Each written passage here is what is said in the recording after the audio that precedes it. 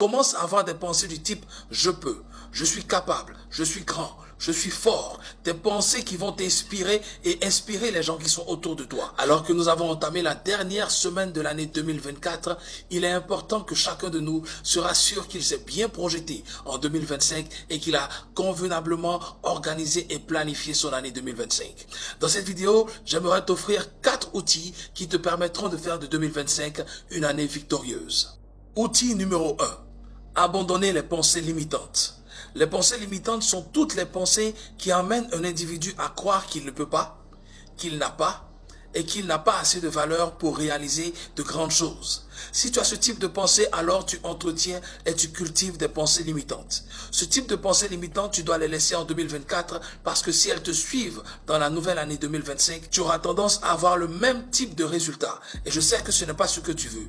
Alors commence à avoir des pensées du type « je peux »,« je suis capable »,« je suis grand »,« je suis fort ». Des pensées qui vont t'inspirer et inspirer les gens qui sont autour de toi. Outil numéro 2. Acquérir de nouvelles compétences. Les résultats que tu as aujourd'hui sont souvent le pendant de tes compétences. Si tu n'acquiers pas de nouvelles compétences, il est très probable qu'en 2025, tu aies le même type de résultats.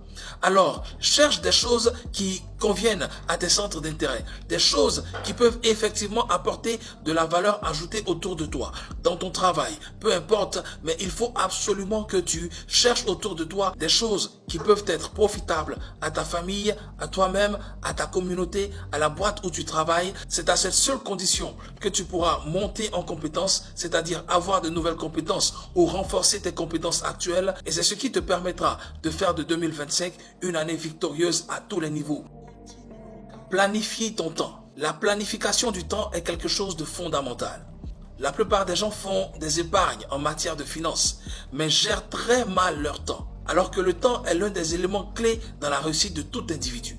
Si tu veux réussir en 2025, apprends donc à planifier toute ton année, à la diviser en trimestres, en semaines et en jours. Sache ce que tu vas faire de chacune de tes journées, de chacune de tes semaines et de chacun de tes trimestres. Et pour cela, il est important que tu te familiarises avec cet outil qu'on appelle la to-do list. La to-do list, c'est tout simplement la liste des tâches à effectuer chaque jour de chaque semaine de chaque trimestre. Voici comment tu arriveras à gérer convenablement ton temps.